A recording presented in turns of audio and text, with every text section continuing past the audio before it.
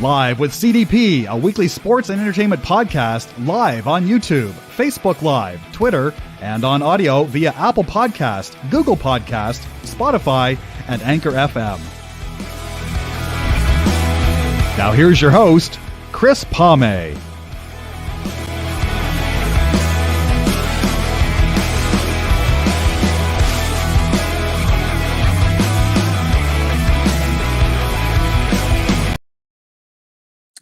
Good afternoon, everybody. Welcome to Live with CDP Sports Podcast on this Friday, July 15th, 2022, Season 4, Episode 9 of my podcast, which I think this would be my 174th episode I've done since March 2020, when I first started this. So I'm looking forward to my guest today. Her name is Martina Barnett. She's a wrestling enthusiastic, a fan of AEW and WWE. So she's going to come on in a minute and talk a little pro wrestling with us, what's going on in All Elite Wrestling and also with the WWE as well. And how good is it for the WWE to finally have competition again? Because 20 years ago, their last competition went out of business or bought by Vince McMahon, the WCW, which ended up becoming a part of the WWE. Just bear with me, guys, and I'm going to bring on Martine, and we're going to talk some pro wrestling today and catch up on the latest news in both leagues and stuff like that. And I'm looking forward to it. Good afternoon, Martina. How are you? Hi, Chris. I'm doing well. How are you doing today? I'm not too bad. It's Friday already. It's hard to believe. Half the month is gone now. Yes, it is. Half a year. Over half a year. Yes, it goes quick, doesn't it? It does.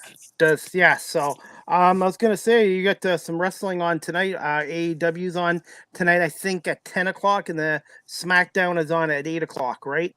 That's right. So I was gonna say, what's the latest going on in AEW and WWE news? Absolutely. So, in the world of wrestling, there's always, I just want to make sure you can hear me and see me okay, correct? Yes. Okay, perfect. Just wanted before I went on a long spiel. Yep. So, yes, there is a lot going on right now in the world of wrestling. We'll start with WWE since SmackDown comes on first.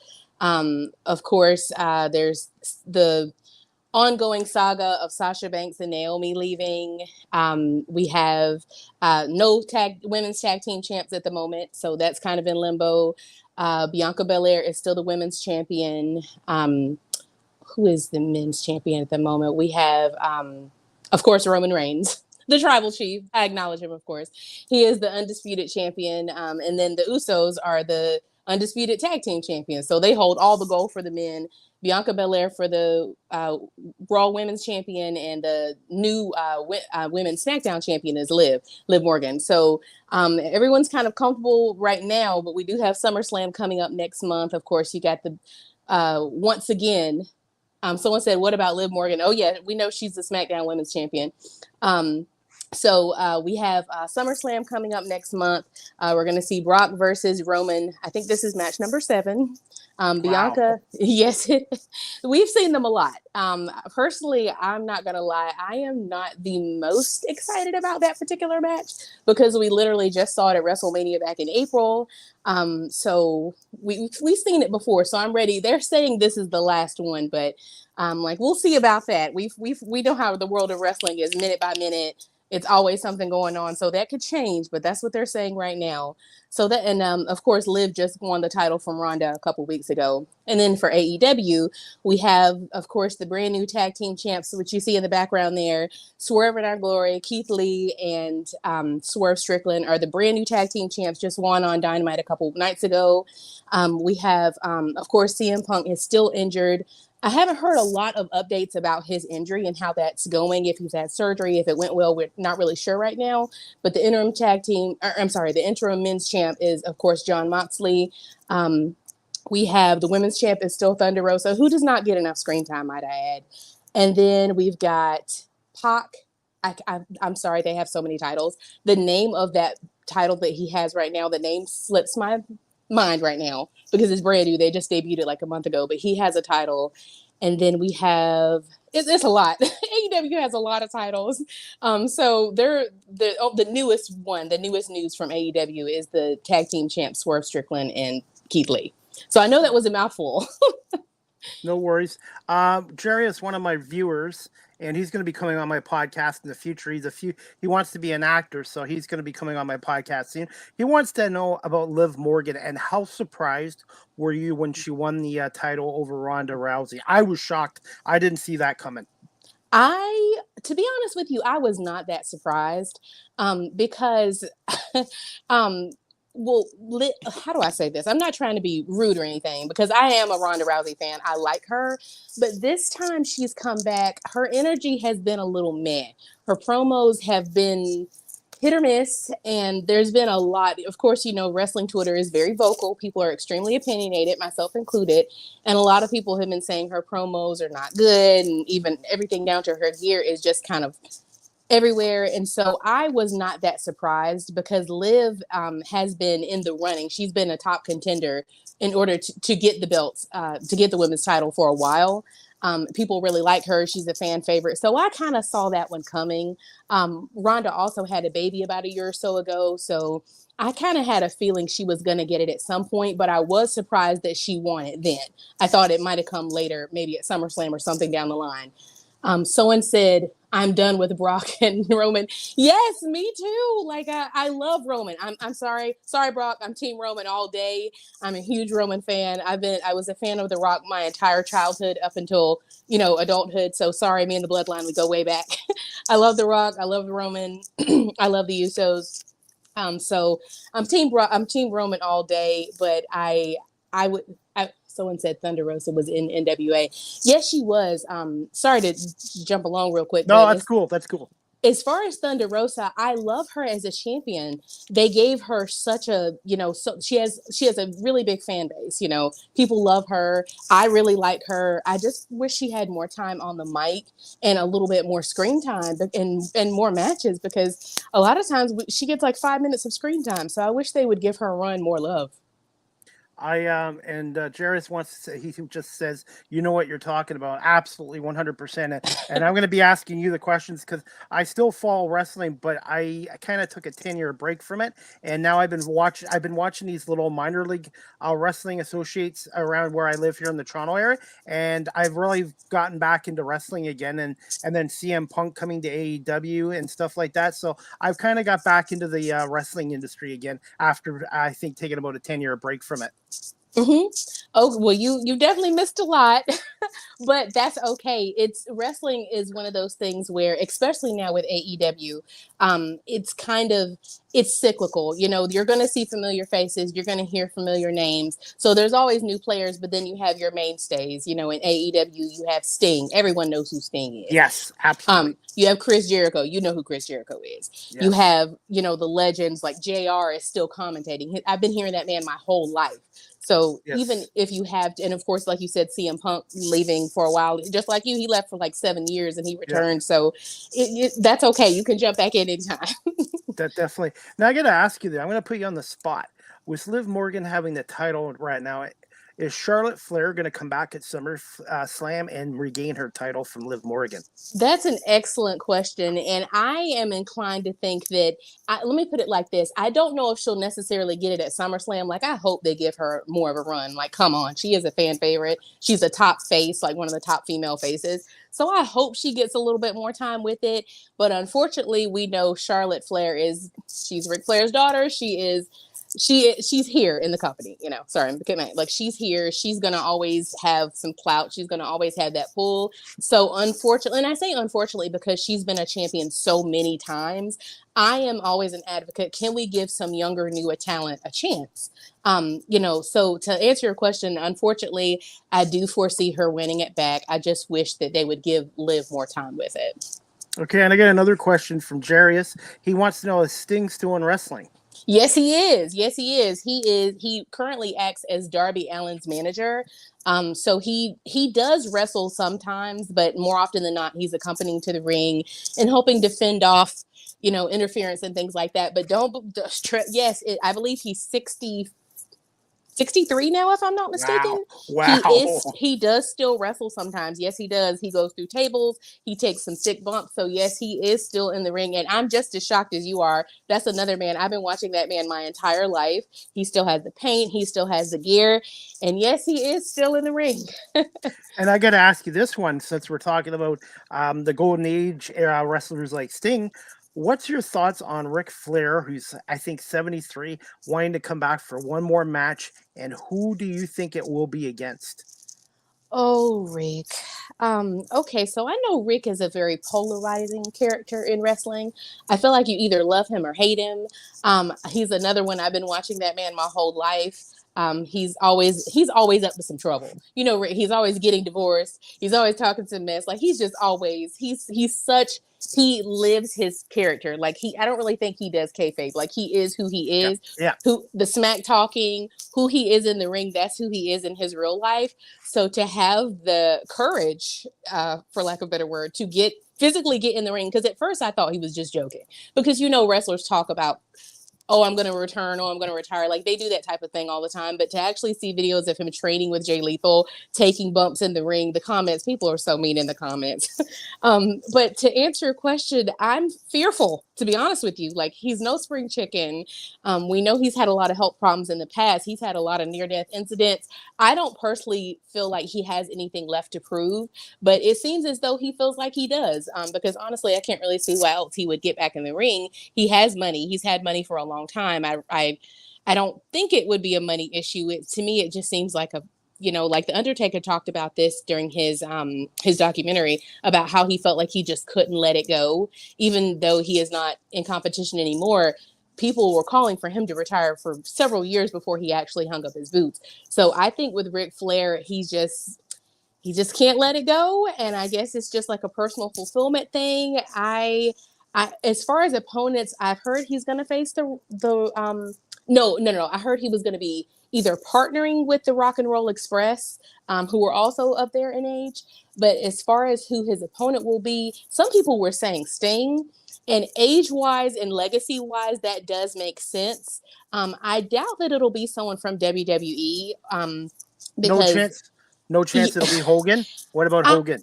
That's possible. That is possible. It could be. I hadn't thought about that, because I'm trying to think of someone who age-wise, legacy-wise, you're right. It could be Hogan. That would make sense, because him and Vince are, they only recently mended their relationship within the past few years. But the reason why I was saying I didn't think it would be someone in WWE is because, Rick fell out with Vince, seemingly for good within the last year or so. He was officially released from WWE.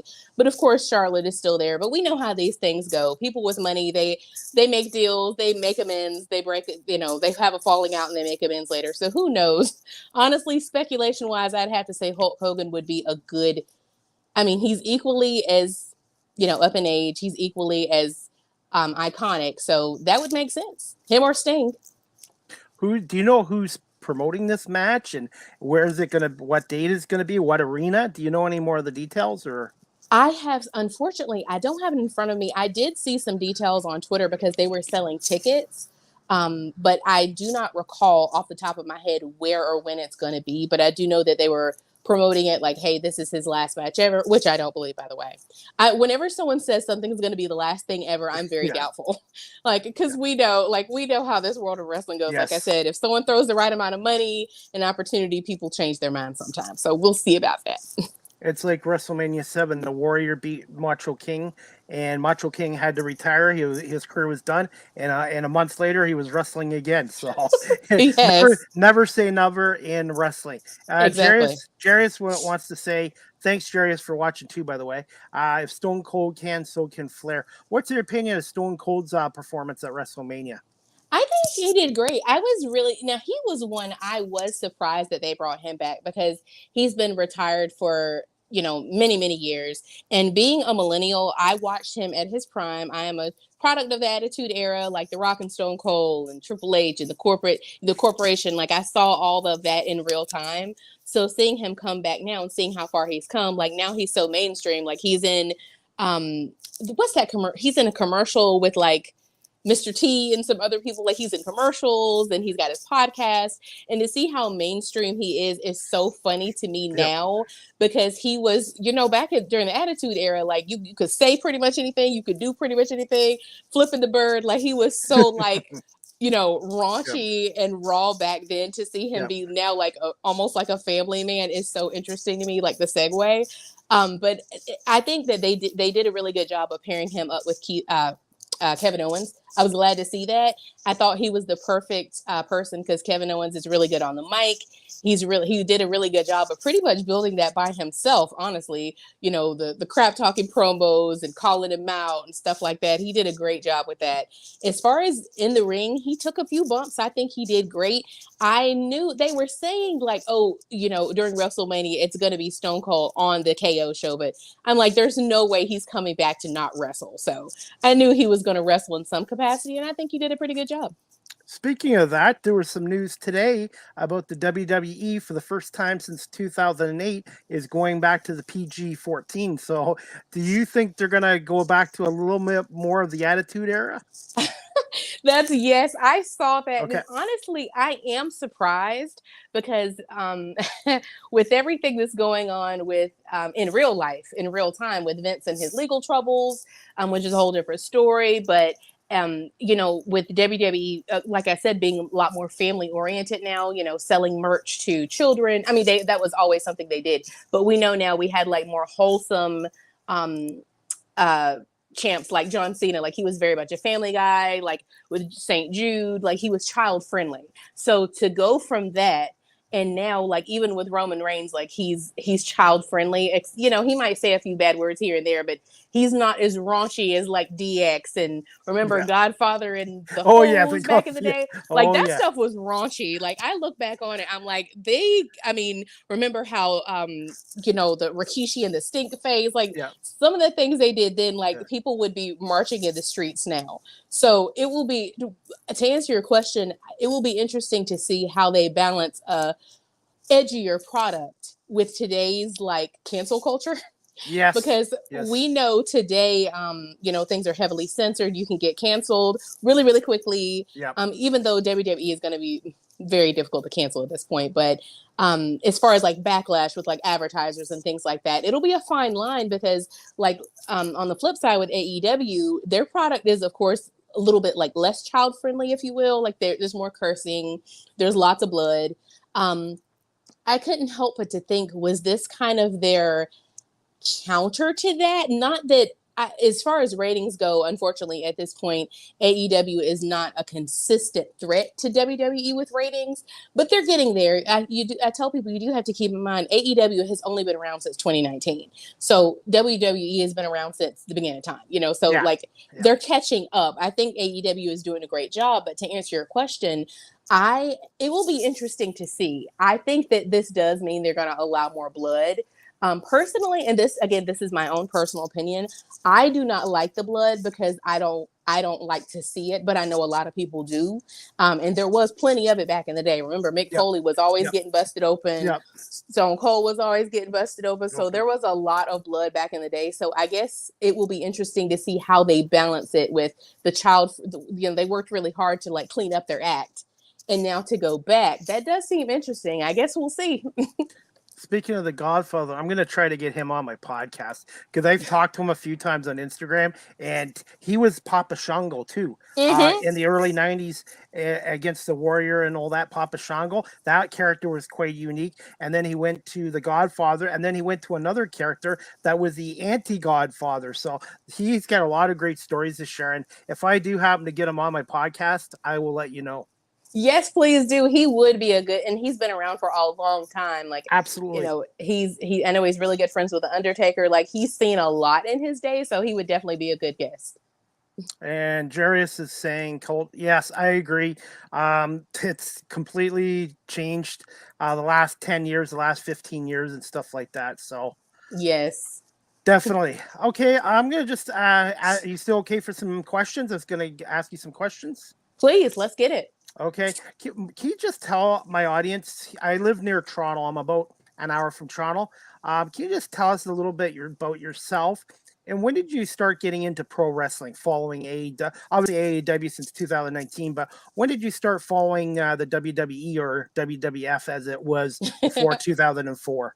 Absolutely. Well, I am definitely going to date myself here. If you're good at math, you'll be able to tell like, okay, she's not super duper young, so I am a millennial. So I grew up, for me it was just a family thing. Like my parents, my grandparents, aunts, uncles, everyone in my family watches wrestling, and they always have, men, women, old, young, everyone.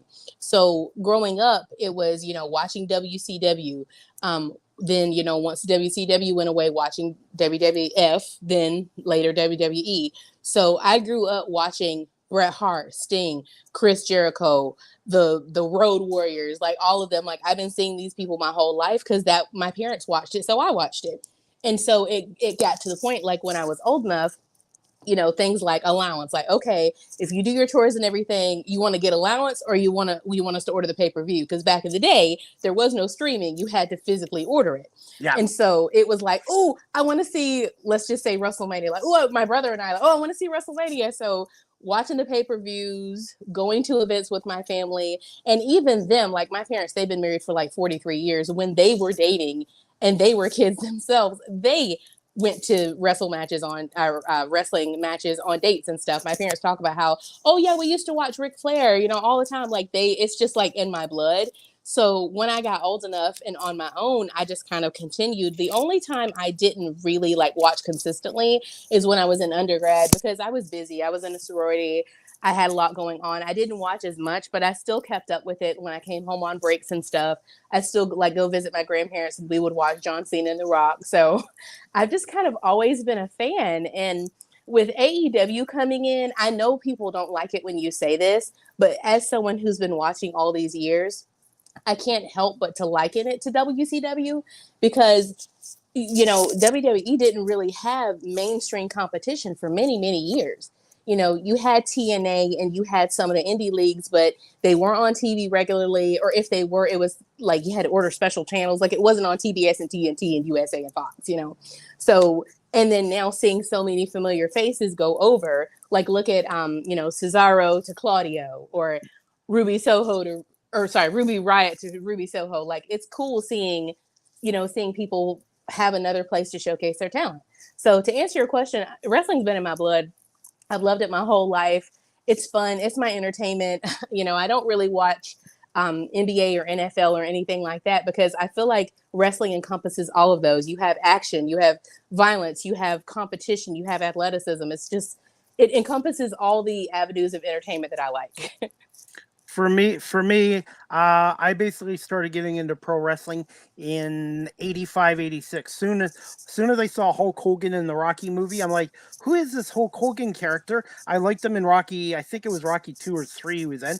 And then everyone's like, hey, this guy never loses his belt. And then I started watching Hogan in his prime, and oh, this guy's like a cartoon character. He never loses. And then Macho Man, I liked him, and Bret Hart, and Demolition. So I kind of grew up in the golden era of probably May 86. I started watching wrestling, and I watched it until about, I think, after Stone Cold and The Rock left. And then when Stone Cold and The Rock left, I've kind of lost interest after those guys lost. But CM Punk came into the WWE. I started like, oh, this guy's got charisma, mic skills and stuff like that. And I slowly started getting back into it. But the last couple of years, I've been watching it more again. Well, I feel like this is a great time to get back into it, because I was not an AEW original. I didn't start watching regularly myself until just before CM Punk came back, because I've kind of always kept my ear to wrestling Twitter, because like if I miss a show or miss a match or miss a pay-per-view, I'll come to Twitter and see what's going on. And then when I saw that CM Punk was coming back, I'm like, oh, okay, now that'll be interesting to see. If anything, just to see if it was actually going to happen. Because that we hear speculation all the time, and I'm nosy. So I was like, I want to see if this is really going to happen. I know what they're saying, but we'll see what actually happens. And then when he did come back, I was like, holy crap, oh my gosh, that's pretty cool. So I've been consistently watching AEW since then. So I know what you mean. You come and you go, because sometimes you kind of lose interest when, when your faves, they get injured or go missing or retire or whatever. So that's understandable. I guess really when the Attitude Era ended and they became more PG, there's nothing against John Cena personally, and plus they didn't have any competition to push him. And I think now this is good for them to have competition in AEW. No disrespect to Impact, but AEW and competition is good for any kind of sport or any kind of business because it pushes you to give the fans. It's better for the fans as well. They get a better product in the end. Absolutely. And Jarvis was wanted to say Eric Bischoff involved too. Yeah, he was quite the character in WCW. I didn't find him as effective in the WWE as he was with WCW. That's just my take on Bischoff. Yes, I you know, I'm not gonna lie, I didn't pay as much attention to managers then because I was a child watching. It was more about like the the characters. So I know he was involved behind the scenes. Now I know that now as an adult, but at the time I didn't know that. At the time as a kid, he was just like, okay, that's the guy with the dark hair that comes out with Hulk Hogan. I did love me some NWO though. I love the NWO because, like you said about Hulk Hogan, he was always, because one of the things about me, I'm a heel fan. Oh, okay. I love the heels because to me the heels are just so much more fun, and this is why. Because with faces, like you just said, like with Hulk Hogan, faces almost never lose, or if they do lose, it's usually due to some cheating or interference of some kind. The top faces, at least, they never consistently lose because then they become a jobber. So they're gonna win, or they're not gonna turn on their friends because then they would be a heel. They're very predictable, but the heels, they're a wild card. Are they gonna betray their tag team partner? Are they gonna cheat? Are they gonna do something dirty? Are they gonna distract the ref? Like, there's just so many ways that they can keep it exciting. And it's just cool watching people be diabolical and knowing that they're playing a role. As an adult, that as a kid, you think it's real, but as an adult, it's just, to me, it's just so entertaining to see what they're going to do, which is honestly one of the reasons why I do really miss MJF in AEW. I miss him so much. Like, he was so evil and so conniving and so awful, but it was great TV because he was truly committed. He's the dude, the guy stays in character even at conventions and stuff. 24/7. Like, now, that's amazing. Now, is he signed with the WWE or is he just taking a break from the industry? There's so much speculation. I think we have more questions than answers, to the point that we now have the people are making where in the world is Carmen Sandiego memes, like where in the world is MJF, and putting his face on Carmen Sandiego, because we don't know. We know that he has always said that he wanted to be in WWE because, of course, he's like 20 something. His age group, all growing up, all there was to watch, pretty much, like I said before, was WWE. Yep. So of course he wanted to be the WWE champ. Who didn't? Because that was the thing, right? And so I personally, from my point of view, I do think at some point he will go to WWE, because like Cody Rhodes, that's what he's wanted to do. Like, when you've grown up knowing something or wanting something, very few things are going to change your mind. And of course, WWE winning the heavyweight champion, or not the heavyweight champion, the title, the universal title, or the world championship, like, that's the top of the mountain, the big one, as they say. Like, I think at some point he will go to WWE. Do I think he'll be champion? That remains to be seen. I think he has the talent. I think, for my opinion, I think he should have had some kind of title in AEW when he was there. Because I think he was too good of a character and had too many good feuds to not have a title. I personally, I'm like, why build someone up to such a point to not put a belt on him at some point? So, to answer your question, I think we'll see him pop up somewhere, but I hope soon because I miss him. Okay, and I got to put you already answered this question. I've learned to do this podcast the last couple of years. You can ask, I guess, a question, and they can give you the answers for 5-10 more questions. So you already answered that question. What I got to put you on the spot here is, what is the greatest babyface change that you've seen when watching wrestling that you're like, wow, they become a babyface? And what's the greatest heel change that you didn't expect seeing? Personally, mine was Hogan going to the NWO in 1996. I would say that, because that was, like you said, he was a good guy for ever, his whole career. And then to see him go bad for so long, I'll give it to him. He committed to the Hollywood Hulk Hogan character for like 10 years. That I did not expect, because, sometimes we go back and forth. So yes, I agree. That was I remember as a kid being like, oh my God, you're a little kid, you don't know what's going on. So yes, I would say that's one of the greatest heel turns. I think modern day era, personally, I think the best modern heel turn is definitely Roman Reigns, because that was needed for many, many years. Like I said, I'm pro heel. I even have it in my Twitter bio, like heel fan, heel enthusiast, heel turn enthusiast. I love seeing people turn heel because it opens up more of their character. You can do more as a heel than you can as a face. Like as a face, you can't offend the audience. You have to be a goody two shoes, and to me, that's a little corny. So I prefer heel Roman. I prefer Tribal Chief Roman over Big Dog Roman any day. So that's my favorite modern day heel turn. Face turn. That Jarius right here just wrote Randy Orton face turn. Thank you. That's a perfect one, because I'm serious. I don't like faces. I just don't like them. I'm so biased. I don't really pay a lot of attention to them because I don't really care for faces. So it was hard for me to think of someone top of mind. But yes, Randy Orton face turn. However, I will say he's not believable to me, in my opinion, because we saw him be bad for so long, for years and years and years. I don't take him seriously as a face, much like Brock Lesnar. We've seen Brock be bad for 15 years. For him to, or maybe not that long, but a very long time, to see him be face, I'm like, Brock, you're not fooling me. Like, we know you can throw a cowboy hat and some plaid on, but we know you're gonna go to the dark side at some point. And maybe it's just because these are such physically imposing guys, like their physique, their finishers are just so devastating. And Brock, even as a face, still does some pretty heelish things, because like the other day he laid out Alpha Academy. Yeah. Like he's a heel face, a face heel, a feel. Definitely. I was gonna say I was gonna talk. Yeah, this now I remember. I should have wrote it down. I've had some other pro wrestlers on here. Maybe not in AEW, WWE, but some of them that actually are working their way up into those leagues. And Gigi Ray and a couple other ones. You get used to that name, Gigi Ray. She's a tremendous talent at Emmett. She prefers to play the heel, and a lot of them say it's more fun to play the heel than the baby face. I can definitely believe that. I know Sasha Banks has said that, and I think there's some personality types, they just thrive better as a face versus a heel. Like for example, I would say with Finn Balor is a recent heel turn. Going from being, a single face to now he's with Judgment Day and now he's a heel. I think he plays a heel better. So I'm a big fan of, like, let people do what they're good at, but I understand it's a business. I know you have to always do what's best for business, but as a viewer, I like the heels because they're crazy. Like, look at Seth Rollins. That dude is crazy. You never know what he's going to do. He attacked Cody Rhodes with a visibly torn pec.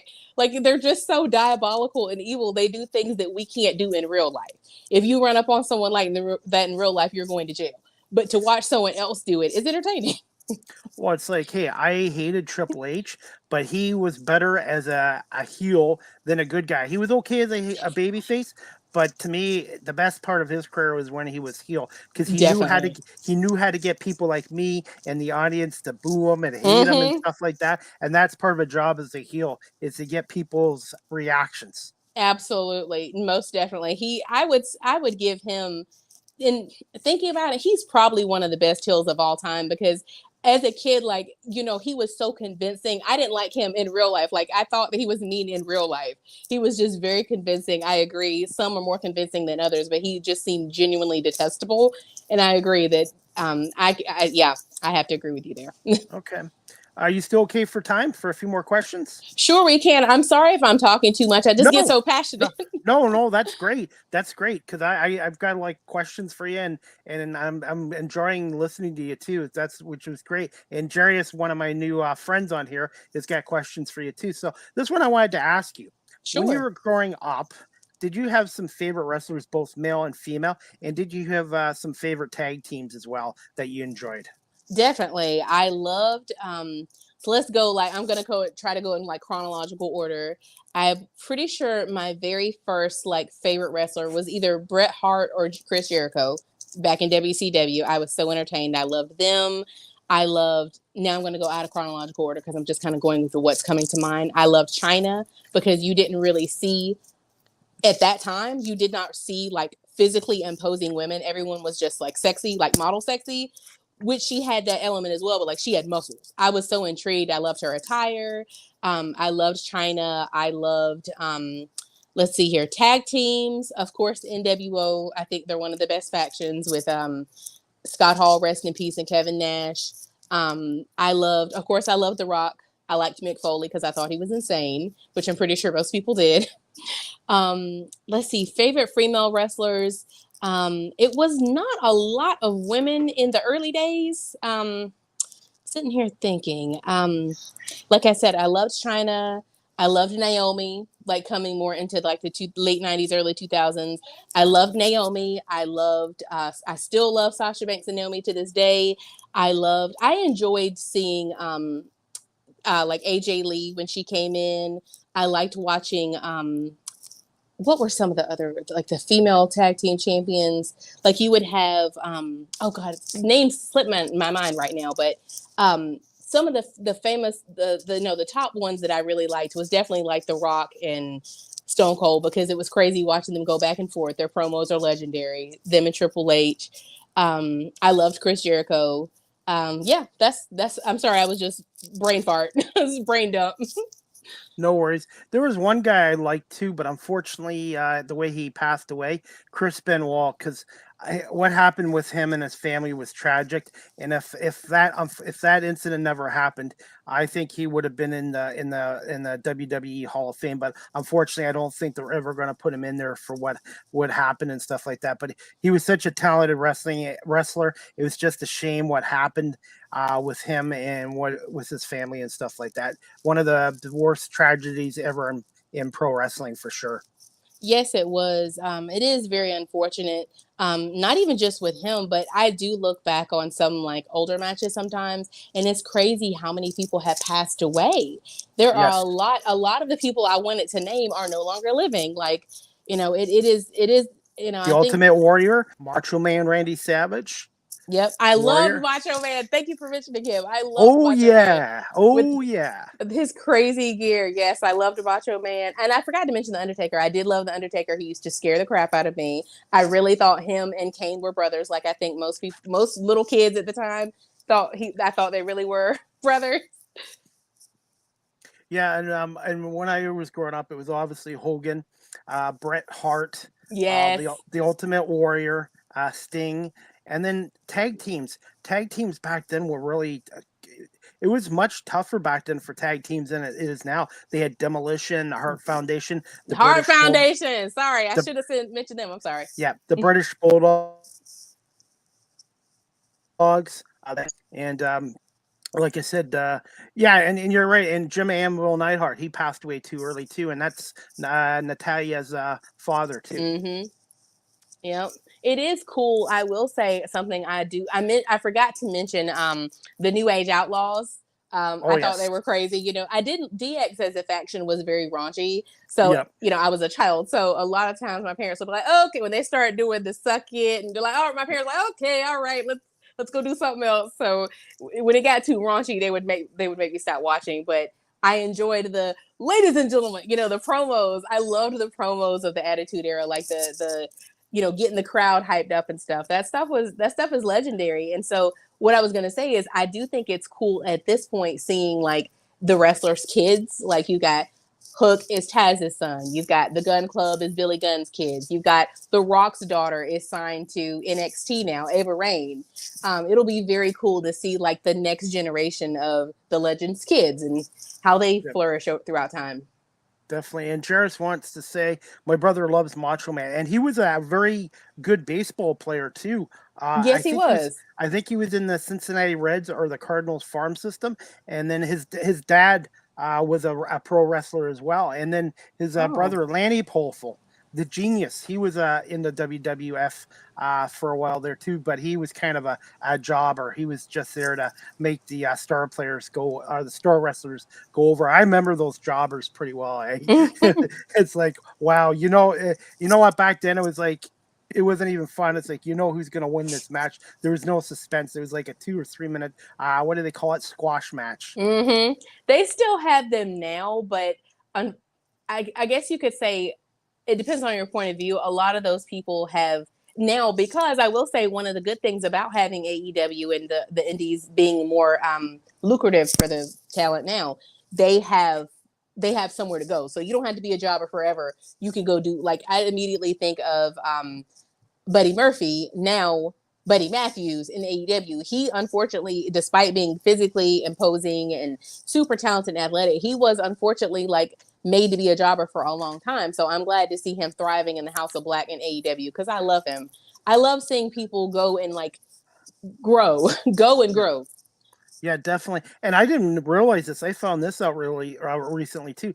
Dolph Ziggler was a part of the Spirit Squad back in the Yes. in the 90s, early 2000s. I think Yes, early he was. 2000s. Yeah, and they used to get beat the crap out of by Shawn Michaels and Triple H and DX.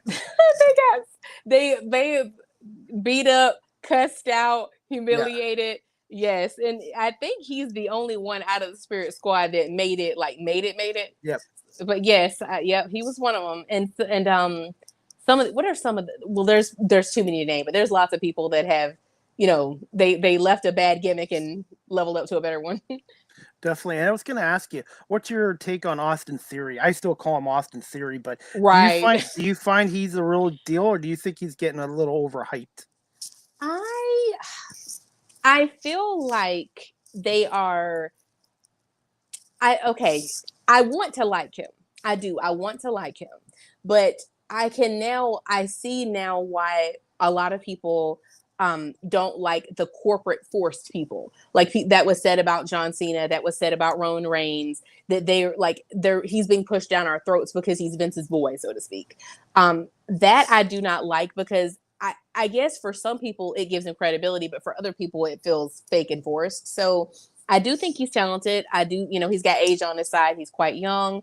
I do think he's very talented. But what I really sincerely hope that they do not, this is my fear. I'll tell you my nightmare scenario. My fear is that, okay, we've got Brock versus Roman 97 coming. Okay, it's not 97, but 7, match coming up at SummerSlam. I pray that they do not have Roman to retain, but then Austin have, like you said, I still call him Austin Theory as well, have Theory to come out and cash in his Money in the Bank briefcase. Because he won Money in the Bank, he could do that if he wanted to. So I'm like, oh God, I hope they don't do that because I love Roman. And then also, I think Theory, if they are going to make him like a legitimate champion, they're going to need to slow this down a little bit because he's been given a lot. Like he was the U.S. champion and then he won Money in the Bank. And I'm like, that's kind of a meteoric rise. And I think that and he's also a heel. So, you know what I mean? Like that could be kind of interesting to have a heel beat a heel. So I guess it remains to be seen, but I hope they don't do that because I know Roman can't hold on to both titles forever, but I want him to hold on to them for as long as possible because I love him. But Theory, I like him, but I think they might want to back off of pushing him so much as Vince's boy because I think it's kind of off-putting to some people. Okay. And I got another question from my new friend, Jarius. How do you guys feel about the Hardys? Yeah, sorry, go ahead. Oh, I'm sorry. Nope. I was going to say, thank you for mentioning them. Sorry, I've got like 10, my thoughts are going like at the speed of light. I forgot, how could I forget the Hardy Boys? I love the Hardy Boys. They're from North Carolina like me, hometown heroes. I love them. Of course I love them. I'm not going to lie, like a lot of people, I hate that Jeff's sobriety issues have been such like a burden on him in the past few years. I hate that it hasn't been able to get resolved because I know he's went to treatment and he's had like a lot of relapses and it is unfortunate. And I just hope it doesn't end up tarnishing his legacy because he is a living legend, him and Matt both. And I hope that he's able to get the long lasting help that he needs. I definitely think that he should retire from in-ring competition because while I like him very much, his last few matches have been very difficult to watch because you can tell he's in pain. You can tell he doesn't look like he's having fun anymore. He looks like he's suffering at this point. And I, as a fan, I don't want to see that. Some people like that, but I don't want to see that because I'm like, dude, he has given a lot. Almost like Ric Flair. I don't think he has anything to prove. He's done it all. We've seen it. I don't think he needs to feel like he has anything to prove because he's already given us a lot. And I would just like to see him get the help he needs and go retire in peace. Okay, and I guess someone else that just came on, Sarah Michael, she wanted to talk about Liv Morgan. I guess she wants to know what your thoughts again on Liv, or is she going to have a long title reign, or do you think it'll be a short title reign? I do like her. She's fun. She's fun. She's got a great look. She is very athletic. I I do, as far as like the length of her reign, I'm not very confident that it will be very long, unfortunately, because like we mentioned before with Charlotte Flair, but there's also Bailey's impending return. And I feel that she's gonna lose it to one of them at some point. Okay, and Jairus has another question for you, or it's kind of a statement. I believe Christian and Matt are having a feud now. Yes, Christian, I love Christian. That was a good heel turn. I should have mentioned that earlier because he was another one. He was a face pretty much his whole career. I always liked him. I always felt like he was underrated. I do think he's a good heel. He's a shockingly good heel. I'm surprised because I've been watching this guy my whole life, and I'm like, oh, I didn't know you had that kind of meanness in you. Because he's always been pretty chill, Captain Charisma.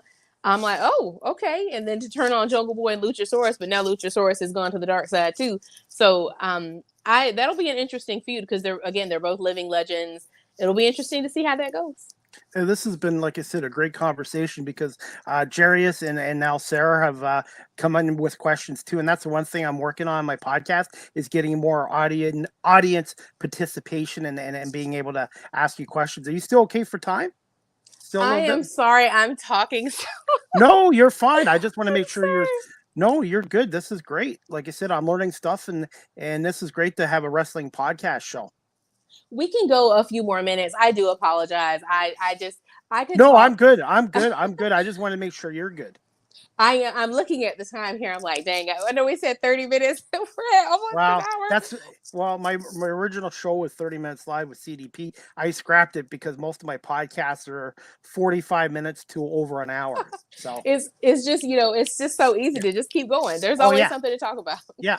And Jarris is just saying he thinks Liv will be long like Kelly. Kelly was short. I don't remember her that much. I guess I must have stopped watching when she was champion. Yeah, I remember. I don't remember as like I remember who she is, but I'm pretty sure that was when I was in undergrad and I was kind of in and out because I was in college. Okay. And here's my next question I wanted to ask you. Which current wrestler is, well, obviously your current favorite wrestler is Roman Reigns. You've already answered it. Now, besides Roman Reigns, who has the best ring introduction in the business? And what other wrestlers are behind Roman Reigns that you enjoy? Okay, I'll go male and female. The Yeah. second best, I would definitely say Cody Rhodes. I know he's injured right now, but I love his entrance and I like him as a person too. I like his story. I grew up watching Dusty Rhodes and Goldust, so I'm kind of invested in the Rhodes family like I was the Bloodline, which is why I think ultimately a Cody versus Roman feud would be amazing. Like I'm so emotionally invested in that. Like I need them to bring that to fruition, which I think ultimately they will. But I know his injury; he's healing right now. So I love his entrance. I love Jade Cargill's entrance with the baddies. I think it's really cute with the way they turn and they have the pyro and everything. I love her entrance. I like House of Black's entrance quite a bit. It is very menacing, with the mask and the lights. I think they do a really good job with that. Um, I like the Usos entrance. Um, those are my favorites right now. Okay, mine are Hulk Hogan's, Real American, The Ultimate Warriors, and Bret Hitman Hearts. Oh Those are my yes, threes. Those are Bret my Hart. threes. I am a forever Bret Hart stan. Like he would have to do something really, really awful for me to stop liking him. I've been a fan my whole life. I'd love to meet him. I love Bret Hart.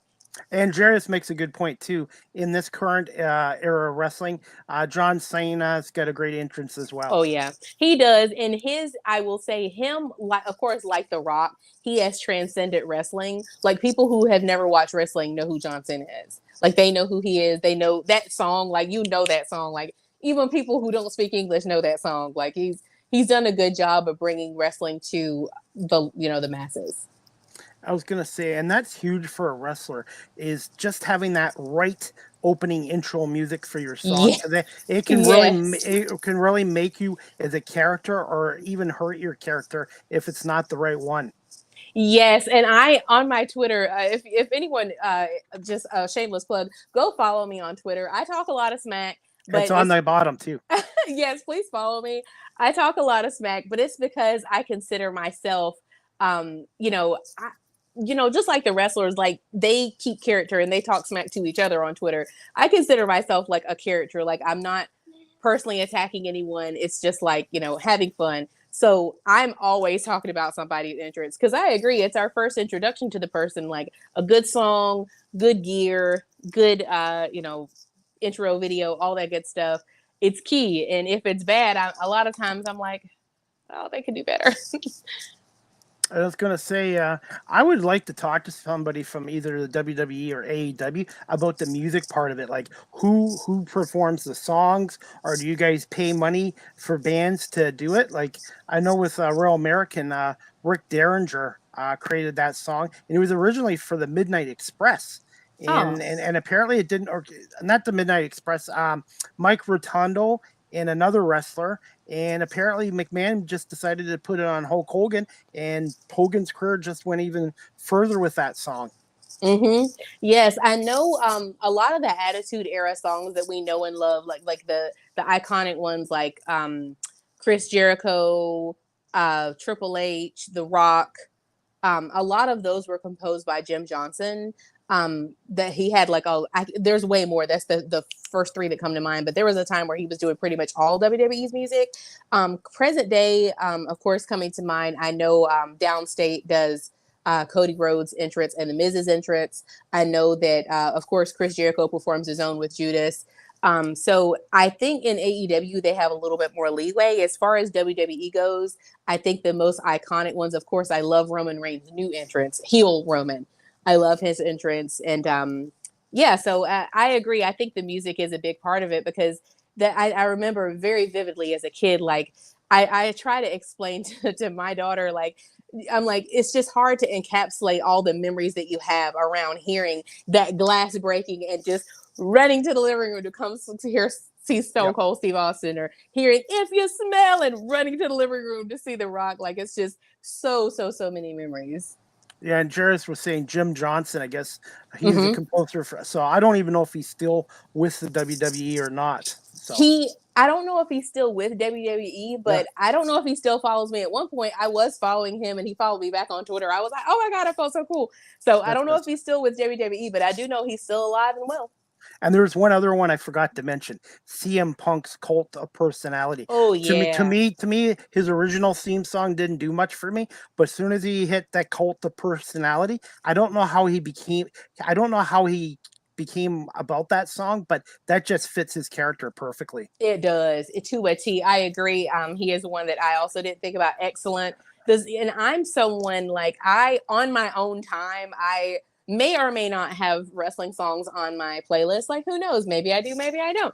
Maybe I listen to them all. I find myself listening to, the NWO theme. Like I said, Cody Rhodes theme. Like I was seeing around the time when he debuted at WrestleMania, like his song was, getting like millions and millions of streams. And like these songs, they drill a hole in your head, and the memories you attach to them, like seeing the visuals and hearing the song, like it's hard to forget those moments. Like when he debuted at WrestleMania, like that's a moment I'll remember that for the rest of my life. Speaking of WrestleMania, I got to put you on the spot with this question. What has been your favorite WrestleMania moment ever so far? My favorite one ever? That's hard to say because I have seen so many. I would say, okay, so it's not necessarily my favorite, but it was extremely memorable when John Cena proposed to Brie Bella at WrestleMania, God knows what number. But I don't know if anyone remembers that because they're both married to different people now. But when he proposed to her at WrestleMania, that was huge. So it wasn't necessarily like my favorite, but it was just very cool. And then I would say the one that immediately comes to mind is, like I said, Cody Rhodes debuting at WrestleMania, and then Roman becoming the undisputed champ. That was a big one for me because I've been a Roman fan for such a long time. I feel like he deserved it. I'd been wanting to see him get to the top of the mountain for a long time, so that one was big for me. Definitely. And Jarvis had another thing. Also, CM Punk, I didn't know this, was Cult of Personality, was also in Ring of Honor. I did not know that. Thanks, Jarvis. He did have it there, but he also had, I'm probably pronouncing this wrong, but it was a song. I'm probably, like I said, don't fry me in the comments for saying this wrong, but Conter Miseria Conter, something like that, by a oh my God, I can hear the song in my head, but I can't think of the band name. I think it's AFI. That's the name of the band. AFI. He came out to it, if you remember, during, God, I don't even remember the name of the pay-per-view, but when he met MJF for the dog collar match, he came out to that song. That was the one he used in Ring of Honor for a while too. It's slower and it's more of a slow build type of song.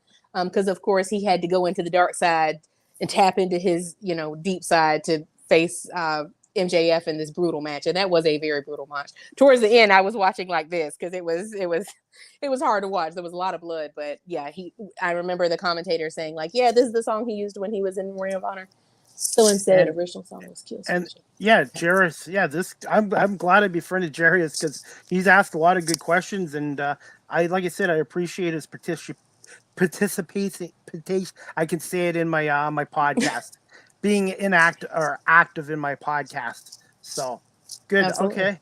Thanks, Jairus. And like I said, I'm going to have him on in a future podcast as well. You've already answered my next one about Ric Flair, so we'll do this. I got 2 more questions for you. This one I'm going to put you on the spot on. If you can pick one superstar, who would you choose in their prime? I'm only giving you 3 choices: Hulk Hogan, The Rock, and Stone Cold Steve Austin. Oh, The Rock, hands down. The Rock could do no wrong to me. Because he had the athleticism, he had the mic ability, he had the look, he had the interest. Like, I feel like he was not lacking in any area. Whereas Hulk Hogan, of course, he had those things too, but he didn't have youth on his side. And then Stone Cold was a little bit too raunchy for some, but The Rock was like digestible for pretty much everyone, even though he had some pretty not rough, but pretty raunchy promos as well. But I think The Rock, I mean, look where he is now. Like, he's a household name now. Everyone knows who The Rock is, even if you've never watched wrestling a day in your life. So as far as like crossover appeal, and like I said, ticking all those boxes, look, athleticism, promos, mic skills, in-ring skills, ability to be both a heel and a face, because he could do a little bit of both, I'd have to go with The Rock, hands down. Do you think the WWF should have maybe turned Hogan heel before he left, and instead of going to WCW? Because like I said, I think there was talk when he lost the title to the Warrior at WrestleMania 6 in 1990. There was talk about having Hogan turn on the Warrior, but I don't know what happened with that. And then obviously we had to wait another 6 years for it. But I think if they would have, it would have definitely changed the course of history, honestly, because NWO was and still to this day is a legendary faction, leading up to setting the stage for factions like Bullet Club later, with the Too Sweet gesture, like that's straight from NWO. So things could have looked very differently. I hadn't thought about that, but things could have looked very, very differently had they turned him heel. Definitely. And Jairus has just got a few more comments. Rock and Stone Cold. Stone Cold was the Attitude Era. Mm-hmm. So was Triple H and Shawn Michaels. Rock and Hollywood Hulk Hogan was better in WCW because Hulkamania was sort of kind of dying, not dying, but it wasn't as popular. And I think 1990 would have probably been the best time to do it after his match with the Warrior, because nobody would have saw that coming back in 1990.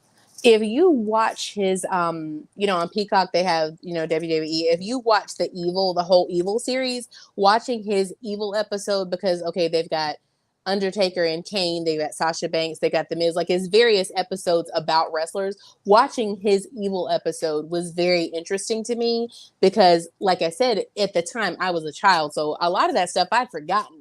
I forgot like how long the NWO was around and how big it got. Like everybody and their mom was an NWO member at some point.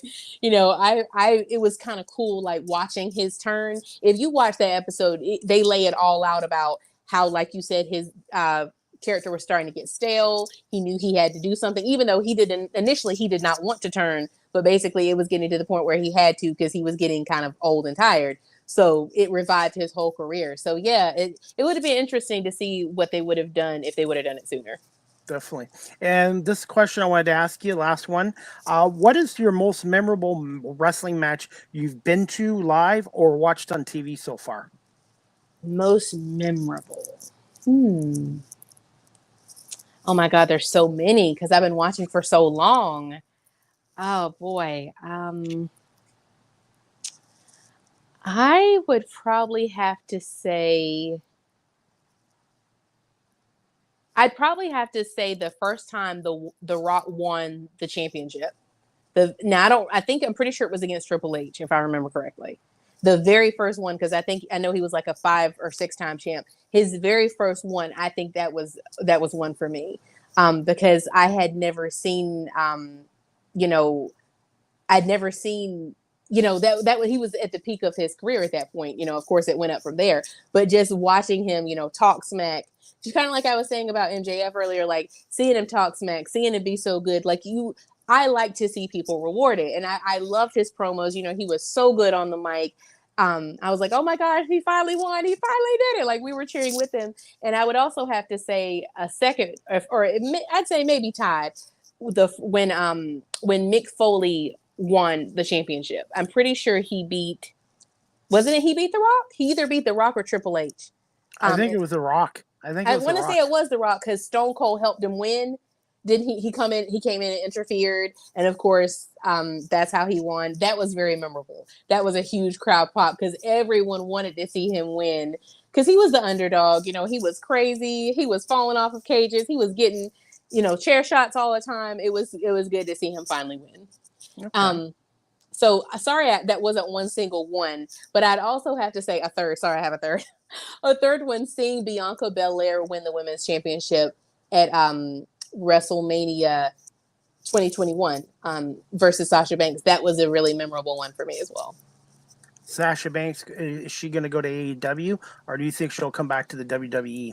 That's a good question. I love Sasha, so I want to see her somewhere. She's so talented. She's got the physicality. She's got the look. She's good on the mic. Like you see that's a recurring theme for me. I like well-rounded, good on the mic, good look, good talker, good this. She's so good. She's got the crossover appeal. She was in The Mandalorian. I want to see her somewhere. I don't know if she'll go to AEW or not. I'm not sold on that because honestly, I don't know if they'll be able to give her the screen time that she deserves, honestly, because they have such a stacked roster. I think they have the money to pay at this point because they got CM Punk. They have some big players at this point, money wise. So I think they've got the money, but I don't know. We'll see. I just want to see her somewhere. I'm like, we want to see her and MJF. I'm like, I love you both. I want to see you somewhere, wherever you pop up. Just let me know where you're going to be, and I'll be watching. Yeah, because I would like to see Sasha Banks against Dr. Brett Baker. Oh, that would be a good match. Her and I'd like to see her against Thunder Rosa at some point because they both have similar styles. Like they're very, top flyers, top ropes, very athletic. Yeah, there's a lot of girls in AEW that would be some good matches. So, best case scenario, yes. Will she do it? I'm not 100% sure, but I would love to see her there because she's definitely got so much talent. She's still young. I would love to see her.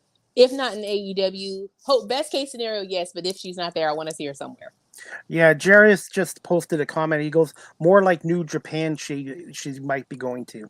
She might. I know that she, in her Evil episode that I was mentioning earlier, she does talk about how she did train in Japan. So she's definitely got those connections.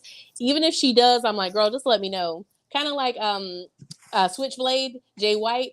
I really like him. I don't watch a lot of New Japan, but I do watch some of his matches because I get more attached to a person than a brand. So I like her. Wherever she goes, I'll be watching. Okay. And for my audience today, and they got a choice, SmackDown or what is it, Rampage on Friday nights for AEW? Mm-hmm. Okay. Tell my audience, if they can only pick one tonight, SmackDown or Rampage, which one would you pick for tonight's episode to watch? If you can pick one, I might go with Rampage because they've got Fighter Fest week going on. There's some interesting matches and promos going on right now. And I don't think Roman's going to be there this Friday, so you won't be missing Roman. He's the champ. So I'd say if you can only pick one, I think this week I would watch Rampage. Okay. Well, I'm going to try to watch both. But I was going to say, before I let you go, where can my audience some of them are wrestling fans. Where can they find you on social media and be able to talk to you about the pro wrestling right now? Excellent. I'm right now, because like I said, I've been a lifelong wrestling fan, but commentating on it is newer for me.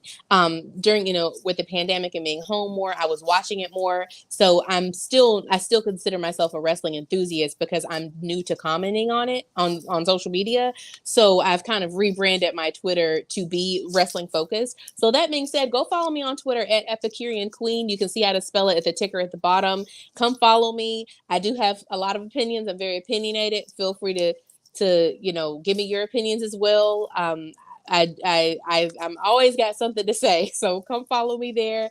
And I do plan to ultimately have more places that you can find me as far as wrestling goes. But right now, come follow me on Twitter. That's the best place to find me. I was going to say, and we've only been friends for a little while, but you know what? I think if you decide to do a podcast, I think you would do great at it. And a wrestling podcast, I would definitely subscribe to it. Well, thank you very much, Chris. I appreciate that. I have so many thoughts and opinions that it's great. Again, thank you so much for having me, because usually I'm just talking my friends and family's heads off about these types of things. So it's great to talk to someone who's not like, oh my God, I'm so tired of hearing about wrestling.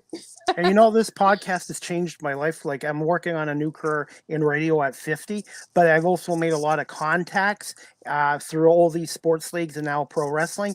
And also I've made a lot of new friendships, and such as yourself and Jarius, who just wrote a comment about he's going to watch SmackDown tonight. But it's just changed my life, just in a positive way, not just because I'm looking for a career out of it, but I've met a lot of wonderful people in every industry and had a lot of great guests. And every guest I have on here, I learned something new today. And I would like to have you back again as a guest and talk more wrestling, and maybe the SummerSlam results in August, if that's possible.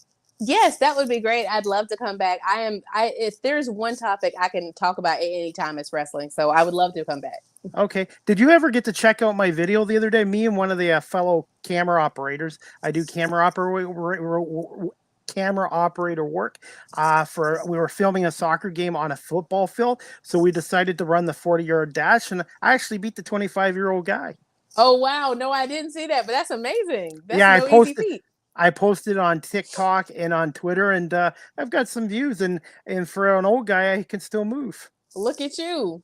Maybe you can go be someone's manager, or maybe that's what I would. My dream career. This is just kind of an aside. My own kind of background. I've been a professional makeup artist and esthetician for the last very long time, over 10 years. And I still, to this day, I would love to do the girls' makeup. Even if I just got to do like Jade Cargill's makeup. Jade, if you're watching this, you're gorgeous. I would love to do your makeup at some point. Or Bianca Belair's makeup, or Liv Tyler's makeup. Not Liv Tyler, sorry. Liv Morgan's makeup. The girls that really wear makeup like that. Like, I would love to do one of the girls' makeup one day, because I've got the skills and I've got the passion. If anything, they'd be like, stop talking about my match and just do my makeup. I'd be like, okay, sorry. Well, if I ever decide in the future to have a co-host, I would definitely contact you, because you have a great personality and you're very passionate. And like I said, I really enjoyed talking with you today, and I definitely would love to have you back on again and maybe break down the SummerSlam results, and maybe the AEW's next big pay-per-view in August as well. Okay, that sounds great, Chris. Thank you so much. Sorry, I hope I didn't hold you too long, but thank you. No, I'm good. And you get a new fan in Jarius as well. I just met him recently, and he's trying to change careers into being an actor. And I guess I didn't realize he was a big wrestling fan. So this is great. And also, just to let you know, once we're done our podcast, I'm going to download it to audio version, and I'll send you the links to the audio version as well. And I'll have it all over my social media and stuff like that. That sounds awesome. Thank you so much. Okay. Hey, Martina, I hope you have a great night, and we'll definitely keep in touch with you on social media, and hopefully we'll have you back in August, and we'll talk more pro wrestling with you. That sounds awesome. Thank you so much, Chris. Have a good one. You too. Thank you, Martina. Thanks. Bye-bye. Bye. Anyways, guys, I hope you enjoyed my podcast today with Martina. And you can follow her again on Twitter, Martina on Twitter at Epic AN Queen. as well. So Martina Barnett, that was a great wrestling podcast, I think. She knows her stuff and stuff like that. Jarius, thank you so much for watching. I really appreciate you coming on and asking questions for her. And also thank you to Sarah Michael for coming on as well. So, and you guys can also follow All Elite Wrestling at allelitewrestling.com if you're a fan of AEW. And you guys can also check out WWE's website at WWE.com as well. SmackDown's on at 8 o'clock to 10 o'clock tonight on Fox Network. And here in Canada, AEW Rampage, I believe, is on TSN tonight at 10 o'clock as well, possibly as well. So again, I hope you can check my friend out on Twitter, Epic and Queen. It's right there on the bottom of the ticker. And let's just read some more comments. Jarius thumbs up. Hey, buddy, I really appreciate you watching my podcast. I try to make my podcast fun and trying to make them more interactive for my audience as well. And I try to get great guests. And podcast is only as good as its guests as well. And I've been very lucky. So before I go, guys, I'm just going to show you a little video clip of my interview with Noel Smith and Dylan Baker from the London Majors game that I covered the other night as a media reporter for the London Majors at Labatt Park in London, Ontario. If you're a baseball fan, check out Labatt Park in London. It's the oldest ballpark in North America. It's been around since 1877. Here's my interview with Noel and Dylan Baker from the Majors game before the game started. It's your bro, CDP. I'm here at Labatt Park in London, Ontario, the oldest ballpark in North America since 1877, and the home of the London Majors of the Intercounty Baseball League since 1925. Tonight I have Noel Smith and Dylan Baker from the Majors. And guys, thank you so much for coming on. Can you just give me your thoughts on the 2022 IBL season so far and how the London Majors are playing? The Majors are off to a great start this year. They're sitting in first and second place right now, bouncing back and forth with Welland, so it should be a good game here tonight against the Jackfish. It's been a great year overall for the Intercounty Baseball League, I think. There are a lot of teams that are pretty close together. Guelph's got a great team this year. Welland's got a great team this year. The Majors, once again, looking to repeat as champions. And the middle of the pack, too. Toronto has a great team. They can always hit. Barry's doing the thing as well. So a really good parity in the league this year, and it's been a great year overall for the IBL. Yeah, it's been an exciting year so far, Chris. Lots of good teams in the IBL this year, right? There's no team that's really running away with it. 1 through 5, it's close this year, and I think that's going to make for an exciting playoff push once we get into August here, and then as the playoffs come around, it's going to be exciting. The London Majors, of course, having a good year. We get to see the Welland Jackfish in town tonight. These two teams are going to be 1-2 the rest of the way. I can just feel it. It's going to come down to the final couple games. It's going to be an exciting finish to this year as well. Okay, guys, who are some players to watch out for on the Majors and the Jackfish tonight in tonight's game at 7:35 p.m. and it is on the London Majors YouTube channel.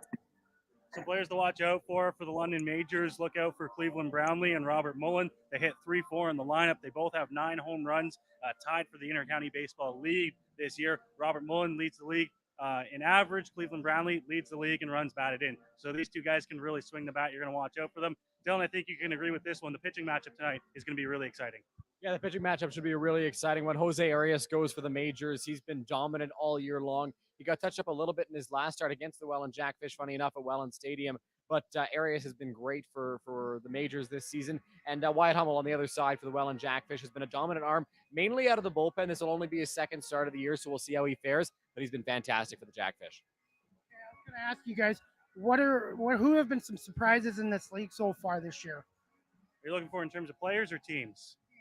Some teams, I mean, I've really liked how Guelph has come back this year. They took the year off last year. They've come back, and they've put together a good club. They have some fantastic pitching. The bats are there. And I think, we've talked about how London and Welland are going to be the top probably 2 teams in the year. Don't be surprised if you see Guelph make their way up there. They have a very fantastic team this year. Yeah, the Guelph Royals have been a fantastic team this year. They're top to bottom really good offensively, and their pitching depth is great as well. They've got so many good arms on that team. Claudio Custodio is probably going to break the Intercounty Baseball League strikeout record this year, the way he's been pitching of late for Guelph. So they're a really good surprise, because you never really know after a team takes a year off. You don't know how they're going to come back, how they're going to play in their year back. And Guelph's been really good as well. Toronto's always hitting, and I think overall it's pretty consistent with what we've seen in years past. But the emergence of Guelph as a real powerhouse this year, as well as Welland too. Welland's kind of been middle of the pack in their first 2 seasons in Welland. They've really separated themselves from the group this year. Gonna ask you you guys each question. I don't want to put you on the spot, but do you see possible expansion for the IBL in the next year or two? Well, the IBL has already made it very clear that there is going to be a team in Chatham, whether that's in 2023 or 2024, to be decided. It looks like right now, probably 2024. I don't know if they're going to have enough time to get it done in 2023, but a team is going to come to Chatham. And with that, Chris, makes it a 9-team league. So you're going to want it to move up to 10 as quickly as you can. So don't be surprised if in the next 2-3 years, the IBL is up to 10 teams. I was gonna say, thoughts on tonight's pitching matchup and the Welling game tonight, the Welling Jackfish teams for tonight's game. Keys to a win for the Majors tonight. Majors need to play their game. This weekend, they've kind of struggled a little bit. They've lost 2 in a row. They haven't lost 3 in a row. And Noah, you brought this stat up to me earlier today, since July of 2019. That was a very long time ago. And the Majors are going to look to avoid losing 3 straight. They've got to pitch well tonight. The pitching hasn't really been there consistently all weekend. They had a bad game on Friday night overall for the whole staff, with the exception maybe of Braden Farrington, who came in and pitched a good game out of the bullpen. Yesterday, Owen Boone took a couple innings to settle in. So the Majors need to pitch, because the Jackfish can really hit. Before I let you guys go, this beautiful ballpark, Labatt Park, just tell fans quickly a little bit about it and why they should come down to a Majors game down here this summer. I know, Chris, you were telling us when you got here, it's been a few years since you were last at Labatt Park. Obviously, things have changed since then. It's an absolutely gorgeous park to come watch a ball game in. You can sit anywhere down the third base, first base line, behind home plate, take out a standing room spot down by the trees down the lines. There's no bad view here at Labatt Park. You just look out at that skyline. It's fantastic. And it's just a little bit of a different feel than almost anywhere else you can find in Ontario. Again, I want to say thank you, Noah and Dylan, for coming on my podcast show and talking some London Majors baseball tonight. And look forward to the game. And thanks a lot, guys. Have a great game call on the London Majors YouTube channel tonight at 7:30. Thank you so much, guys. Thanks, Chris. Thanks, Chris. Anyways, guys, the Majors tonight are playing the Kitchener Panthers. 7:35 first pitch at Labatt Park in London. And if you want to watch the game, you can watch Noah and Dylan on the London Majors YouTube channel. So go to the London Majors YouTube channel, hit subscribe, and they'll have the game call there tonight at 7:30 against Kitchener. And then Saturday night, they take on the Hamilton Cardinals at Labatt Park as well. Guys, just to let you know, my next live with CDP Sports Podcast, Monday, July 18th at 12:35 p.m. My guest is Christine Lisi from ESPN Radio. This will be Christine's 3rd time coming on my podcast. She's a personal friend of mine, and she's going to come on and talk some Major League Baseball. She's a huge Yankees fan, Sabres fan, and Buffalo Bills fan. And we'll talk to her a little bit what's going on with ESPN since 2000. So looking forward to it. So that'll be season 4, episode 10, this Monday, July 18th at 12:35 with Christine Lisi from ESPN Radio. And if you're a Bills fan, Sabres fan, and a New York Yankees fan, you might want to come tune in to my podcast show with her on this Monday at 12:35 p.m. Like you guys, just like I do with all my podcast shows, Live with CDP podcast, the audio version is downloaded to Google Podcasts, on Anchor FM, Apple Podcasts, Breaker, Pocket Casts, Radio Public, Spotify, Castbox, and LinkedIn. And also, I want to say thank you to everybody watching this on my YouTube channel today live. Please hit subscribe and like on my YouTube channel. And also, thank you to everybody watching this on Facebook Live and on Twitter Live. And if you want to follow me on Twitter, it's at Chris D. Palme, and you can follow me on Twitter as well. And also, you guys can check me out on TikTok at Live with CDP. I posted some more videos there this week on my TikTok page at Live with CDP, including one me doing the 40-yard dash at Alumni Stadium at the University of Guelph. And I actually ran the 40 in 7.54 seconds, which isn't bad for a 50-year-old guy who hasn't been in shape for a while, which I need to get back into losing weight and playing sports again. But I had a lot of fun doing that. If you guys want to check that out as well. And you guys can also check me out on WordPress.com. youtube.com/home/live with CDP podcast.wordpress.com for my latest blog that I did on the London Majors Welland Jackfish game Sunday night in London. And also, guys, before I wrap up my podcast, there's a band that's going to be coming on my podcast show in the next few weeks, and they are called, I've got their website right here. The Outlanders.com is their official website, Outlanders.com. They are a police tribute band. If you were a fan of the Police growing up in the 70s and the 80s, they play a lot of their most popular songs back then as well. So check out the Outlanders.com website as well. And they will be at their next performance will be next Friday, July 22nd at 9:30 to midnight. Friday, July 22nd at the Linsmore Tavern on 1298 Danforth Avenue in Toronto. And they're looking forward to having them perform in Toronto for the very first time. And they're a very good police tribute band. I saw them play last Friday at Rhythms and Blues in Cambridge, and they played for a good over an hour and a half, and they played a lot of the police top songs. So if you guys want to check them out next Friday night, again in Toronto at the Linsmore Tavern. And I'll put the website right here, linsmoretavern.com.